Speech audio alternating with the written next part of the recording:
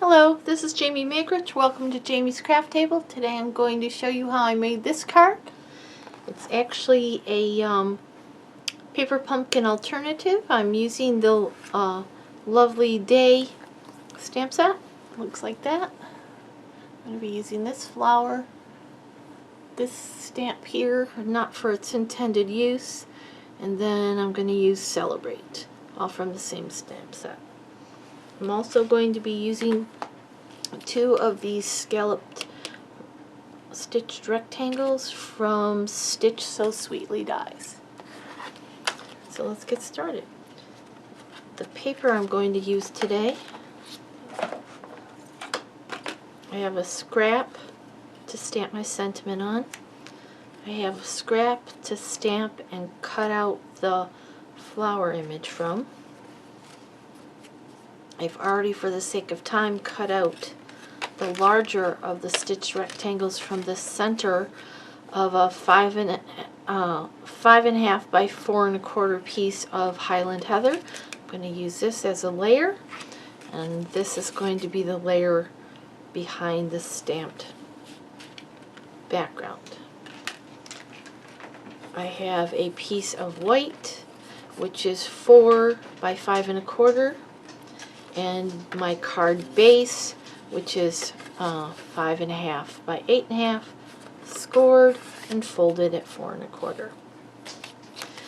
Okay, I'm also going to be using Tuxedo Black ink, my trio, detailed trio punch for the corner rounder, pair of scissors, a pencil, and some blends. I have the Rococo Rose combo, Daffodil Delight combo, Old Olive combo, Rich Raspberry combo, and the Dark Purple Posy. Okay, so let's get started. First thing I'm going to do is stamp our background layer, and I'm going to bring in a piece of scrap paper. Let's see if I can find one that's not too... No, I guess I'll just use this one. Alright, and I'm going to bring in that piece from the stamp set that's meant to be the cake layers. And I also need Highland Heather ink. Almost forgot. I need the Highland Heather stamp. Okay, so I'm going to move some of these out of the way. I'm just going to take that stamp and I'm going to alternate the direction in which I'm stamping it so that it kind of looks like a basket weave. So I'm going to stamp it first here this way.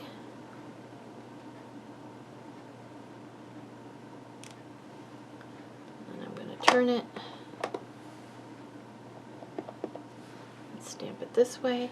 And this is a little bit longer one direction than the other, so I just kind of center this going this way, and there's a hair on there. Is it underneath? It must be underneath it. Okay, and then I'm going to do another one this way. And I'm going to go here. And I'm just going to fill up this whole entire background this way.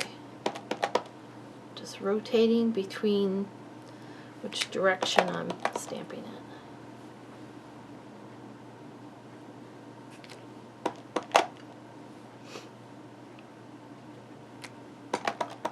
Makes a fun background.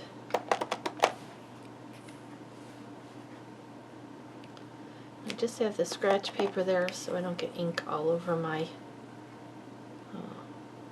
Stampin' Pierce mat. A little bit of variation in color there, depending on if you're using the same spot in your stamp pad. It'll get lighter as you go.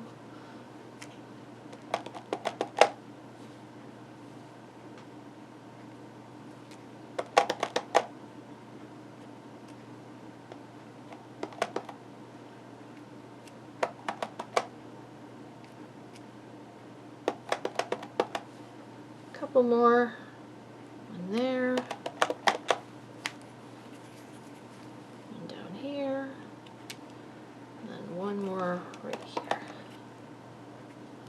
go, we've made our background.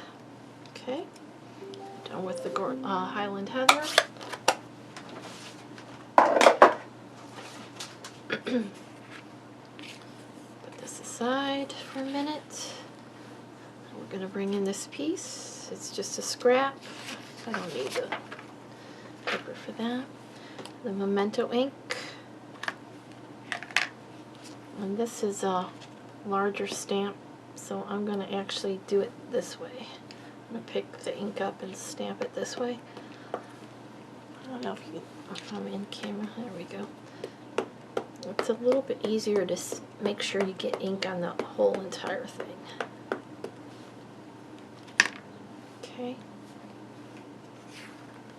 And I want to stamp it. There's 3 leaves on it. I want these 2 leaves to be pretty close to parallel.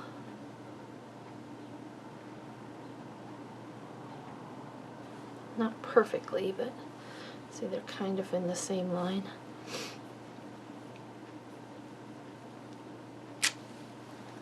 Alright. Now we're going to do some coloring. I'm going to start with the Rococo Rose combo. I'm going to take the dark one and I'm going to put dark color at the base of each one of these petals. It's a new ink. You can tell it's got a lot of blending solution in it. And wherever these lines are, I'm going to put a little bit of the darker color. So at the base of each one of these petals, and then where those lines are.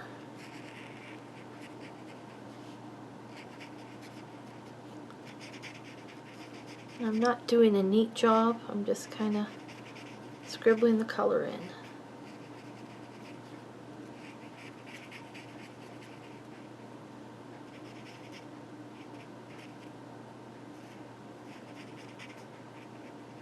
Okay, and I'm going to come in with the light Rococo Rose. And that's a larger brush tip. And I'm just going to go over what I've already colored just a little bit. The only part I'm being careful is at the edges. That's just so that it doesn't go outside of the lines. If it does, it doesn't really matter because we're going to color out on that outside anyways.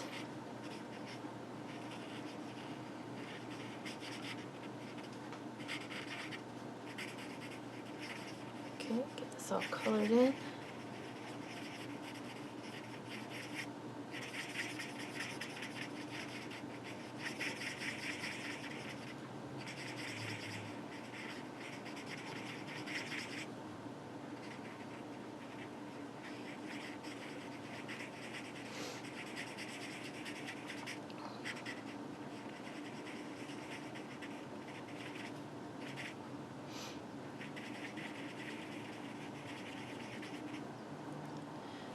Alright, I'm going to come in with the Daffodil Delight. I'm going to take the dark one and I'm going to put a little bit of darkness down here where those lines are that the illustrator put in there, and then I'm going to take the light one. Oops, I've got them reversed. That's alright. As long as we get some color on there. There we go.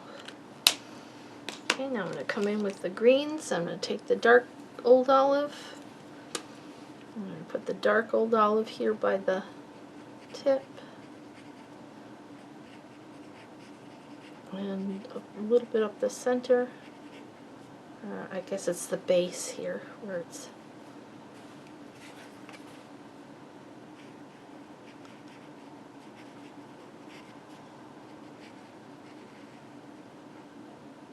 Okay, now I'm going to take the light one and fill in the rest of the leaves. I think I'm going to need a new one of these. See how the tip is starting to get lighter color? I don't know if you can see that. It usually means that you're getting low on ink. This is a color I use a lot. Make sure you blend over where you've already colored so they blend together.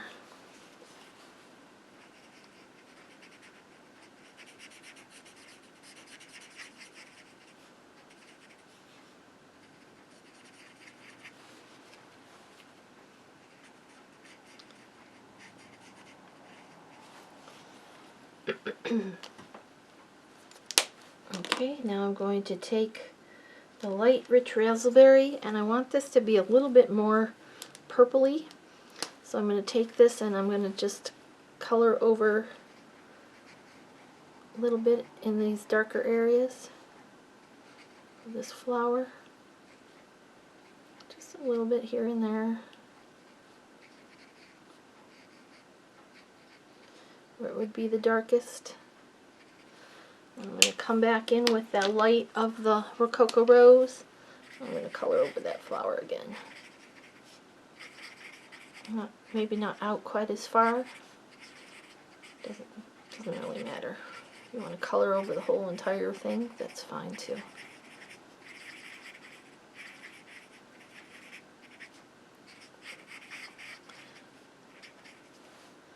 Okay, now the darker of the two rich raspberries I'm going to use to color these berries.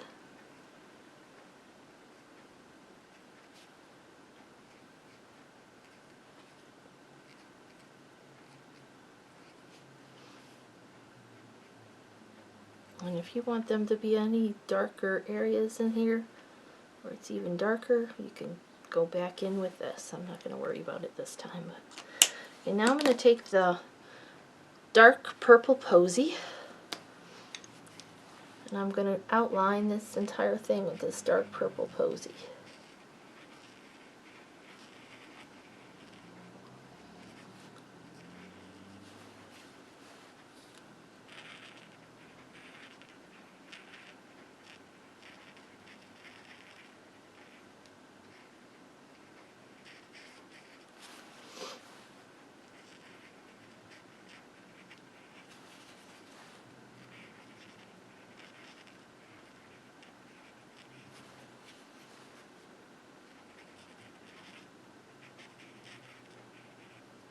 Any of those white spots in those berries I'm coloring over with this purple posy, just so there's some color on it, although it doesn't really matter. Just not being careful with my coloring. And you'll see, like right here, when out of the lines it bled out. This will correct that so it doesn't show.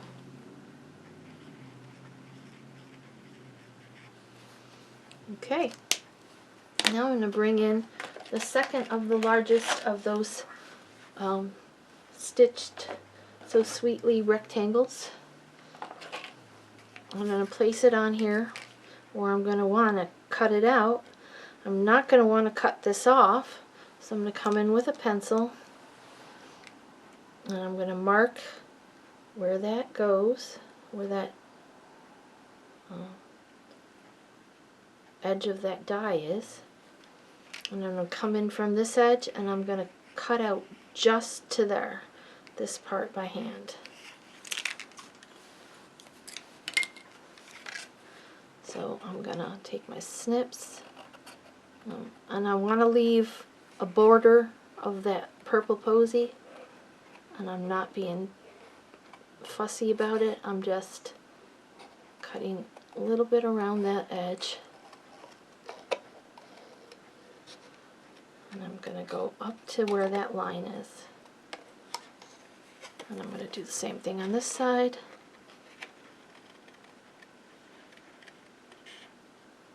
To where that line is. Now that'll give me the ability to put this die on. And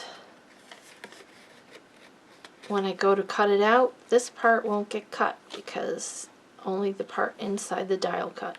Now I'm going to go cut that out and I'll be right back, and for the sake of time I already did one. Okay, and now I'm going to take this little scratch piece on our Celebrate and our Memento ink.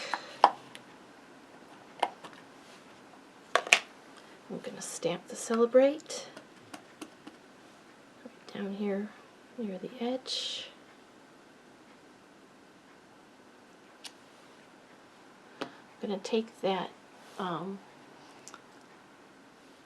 one that we already did. I'm not going to re-ink it. I didn't wash it off. I'm just going to breathe on it. Activate a little bit of that ink that's on it. And I'm going to stamp one of those rectangles. Move it over and stamp it again. Like just, it's going to add just a little tiny bit of color on there. Okay, now I'm going to bring in, you can use your snips, but I'm just going to bring in my little mini trimmer, which you can get for free if you join Stampin' Up! Right now. It's part of the promotion.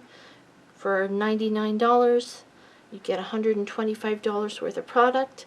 You will also receive this trimmer, a sample pack of Designer Series paper 6x6, and an additional stamp set of your choice. And this is a real nice little trimmer for just stuff like that. And then I'm going to cut the ends, just random angle. Okay, oh, this is trash. Okay, now we can put this together. Okay, let's bring in these pieces. These all need to be rounded over these end corners, so let's bring in our corner rounder. Move this out of the way. Back here, Celebrate. Bring in the corner rounder. You're gonna, there's the two little bumps on here. You're gonna put the paper in, line up the edges of your card with those bumps. It works best sitting on the table or on a firm surface. And punch, and that'll round those corners. So you're going to do it on all of the corners. On this piece, all of the corners on this Highland Heather layer.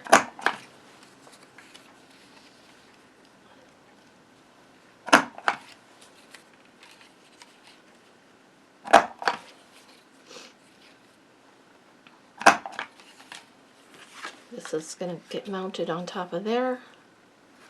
Now we also need to round the corners on our card base. This is a little bit tougher because it's 2 layers thick. But this is a nice little punch and it does very well. Okay, let's get all these little bits out of the way and let's assemble this card. Okay, so first let's go ahead and glue this to the front of our card base. I'm going to use the Tombow Mono.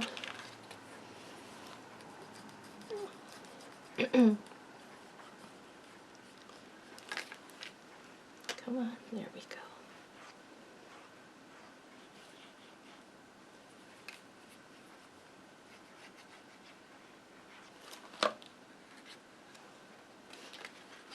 Okay, I'm going to set my card on the table, line up at least that bottom edge.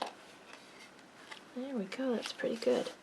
Alright, now this one's going to get mounted on top of there. There's going to be about 1/8 of an inch border on all of the sides, because it's 1/4 inch smaller than the previous layer.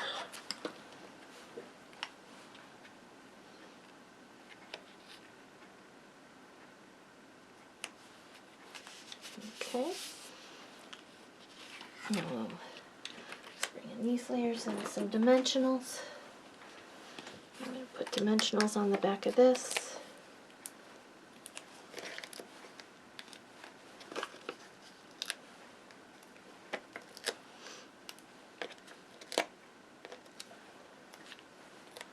Okay, this is going to go on top of this purple scallop layer. Okay, let me try this again. Everybody keeps telling me that this works to get these backs off. Well, it works, but I have a hard time getting them. Alright, maybe I'm just working too hard at it. I don't know. I'm going to center this in there. Okay, let's put some glue on the back of this. All this you can put on straight if you wish. I just kind of set it on at a diagonal. Just felt random and fun for me, something different. Put some dimensionals on the back of the sentiment. And this you might want to use the mini dimensionals for, but I think I've got it wide enough. I can put these ones.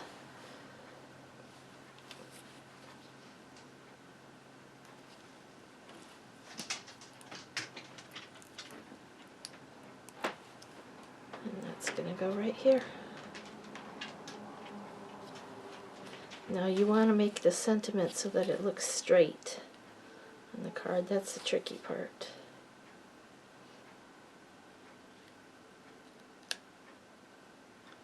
See, maybe I'll put it someplace different. I don't like it there today. Yeah, let's just put it.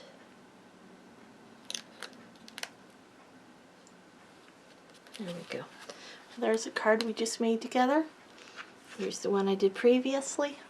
Well, thank you so much for joining me at Jamie's Craft Table. I hope you have a great rest of your day, and I hope you can find a little time to play with some stamps, ink, and paper.